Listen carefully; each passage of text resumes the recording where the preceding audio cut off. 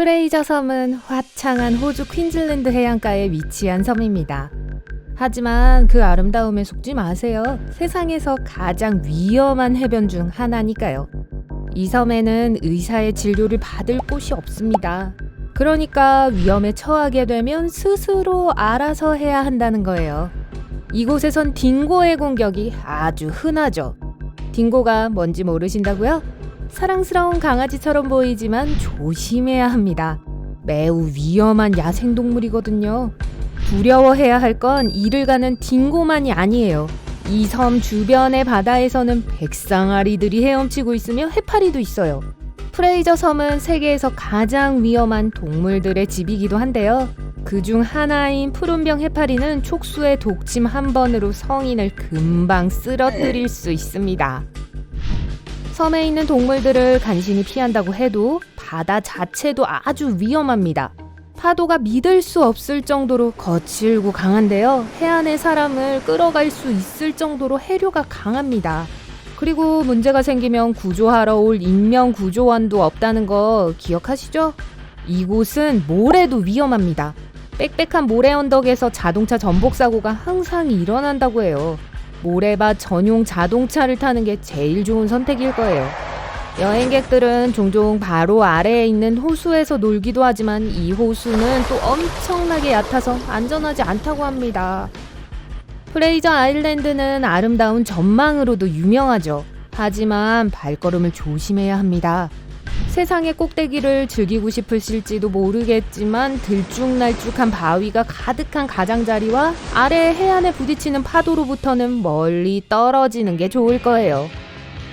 브라질에는 뱀의 섬이란 이름이 붙은 섬이 있습니다. 마찬가지로 위험한 섬이죠.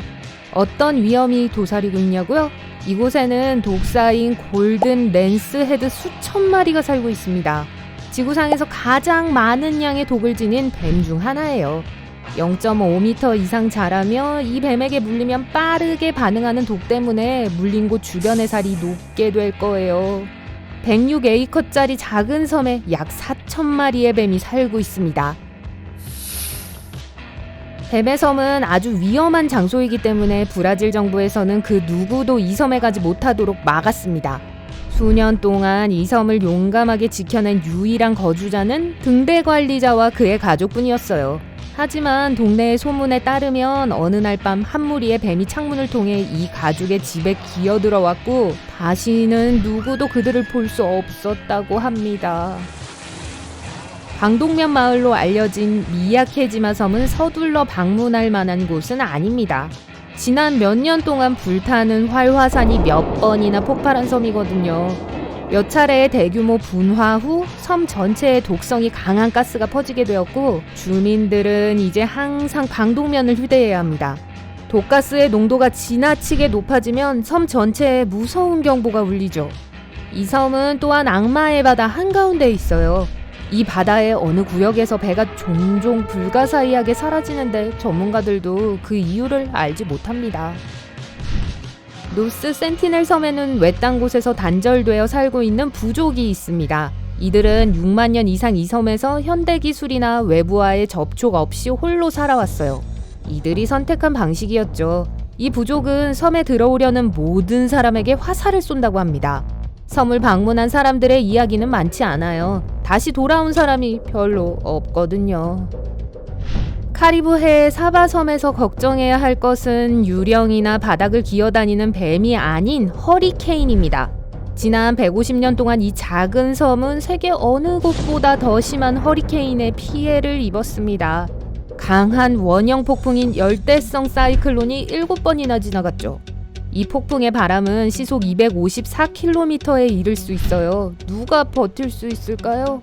또한 이 섬에 착륙하려는 조종사를 찾기도 힘들 겁니다. 바람 때문이 아니라 이곳의 활주로가 세계에서 가장 짧기 때문이에요. 아주 위험하죠.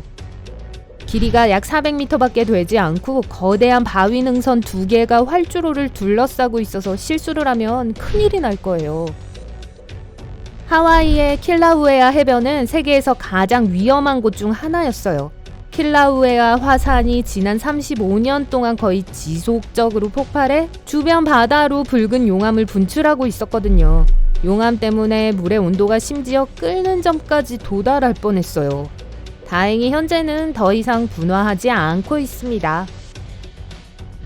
비키니 아톨이라는 섬의 이름은 완벽한 여름 휴양지로 들리겠지만 이 섬은 절대 그런 섬이 아닙니다.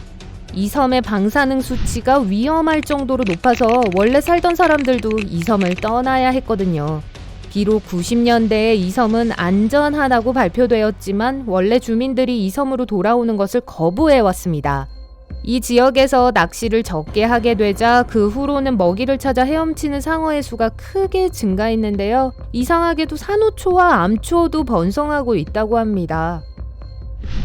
하얀 모래에 흔들리는 야자수까지 멀리서 보면 렘리섬은 아주 여유로운 장소일 것 같습니다. 하지만 조심하세요. 수천 마리의 굶주린 바다 악어가 언제든지 공격을 개시하기 위해 숨어 있거든요. 정확한 악어의 수는 알려지지 않았고 몇몇 과학자들은 현재 악어의 수가 상당히 적다고 주장하지만 전 최대한 이 섬을 멀리하고 싶네요. 악어의 먹이가 되고 싶지 않으니까요. 나미비아의 스켈레톤 코스트는 험한 지형과 부족한 물 때문에 이름처럼 살아남기가 거의 불가능한 곳입니다. 해안에는 고래 사체, 거북이 등껍질, 코끼리 갈비뼈가 널려있죠. 이걸로 충분하지 않다고요? 해변에는 사자와 하이에나가 다음 먹잇감을 찾기 위해 순찰을 돌기도 해요. 주변 해역 역시 아주 위험한데요. 11종의 상어가 서식하고 있습니다. 많은 선원들이 이 해안에서 길을 잃었는데 다시는 누구도 그들을 볼 수 없었다고 합니다. 호주의 케이프 트리뷸레이션도 이름에 걸맞게 위험이 가득 차 있는 섬입니다.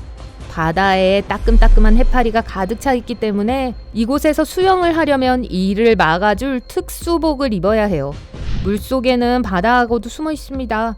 하지만 악어로부터 지켜줄 특별한 옷은 없는 것 같네요.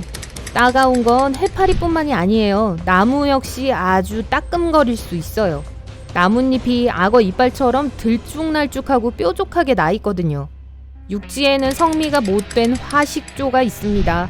화식조는 타조와 비슷한 크기로 날지 못하는 새예요. 화식조의 날카로운 발톱은 피부를 쉽게 뚫을 수 있습니다. 노르웨이의 우타클레이브 해변은 북극광을 볼 수 있는 가장 좋은 장소 중 하나지만 이곳에서 하룻밤 이상을 살아남는다면 운이 좋은 편일 거예요. 이 섬 주변의 바닷물은 여름에도 7도를 웃돌거든요. 아이스크림 속에서 수영하는 기분일 거예요. 수년간 간스바이어 해변은 지구상 가장 위험한 생물들의 서식지로 남아 있었습니다. 특히 이 바다에는 상어가 많아서 해안가를 백상아리의 수도라고 부르기도 해요. 매해 해변에는 바다사자가 6만 마리씩 몰려드는데 이로 인해 상어가 들끓게 된 겁니다. 바다사자는 상어의 먹잇감이기도 하지만 행동을 예측하기가 어려우며 인간에게 공격적일 수도 있습니다. 모기를 별로 좋아하지 않는 사람들에게 코모로 섬은 최악의 휴양지일 거예요. 모기가 들끓는 섬이거든요. 섬 사람들은 모기 때문에 섬의 모든 물이 오염됐을 거라고 생각해서 물을 마시고 얼음을 얼리고 심지어 양치질을 할 때 쓰는 모든 물을 소독한다고 합니다. 코코넛을 정말 좋아하신다면 아마 이 섬에 들르셔야 할 것 같네요. 네, 위험의 섬 이야기입니다. 참고로 진짜 이름이죠. 이 섬은 차고스 군도에 있는 섬 중 하나인데요. 이걸로는 겁이 나지 않으시겠죠? 가장 큰 문제는 숙박입니다. 그러니까 방문객을 위한 안전한 장소가 없다는 거예요. 마지막으로 꿈같은 소리처럼 들릴 수 있지만 아마존의 해변은 피하는 편이 좋으실 거예요. 이빨이 날카로운 붉은 배 피라냐, 아나콘다, 뱀장어는 평범한 편에 속합니다. 아마존에는 아마존 왕 지네를 포함해 아주 다양한 종의 동물들이 살고 있죠. 그리고 이곳에서 조심해야 할 것은 동물뿐만이 아니에요. 아마존에 사는 스트리크노스와 큐라레도 독성이 매우 강한 식물이니까요.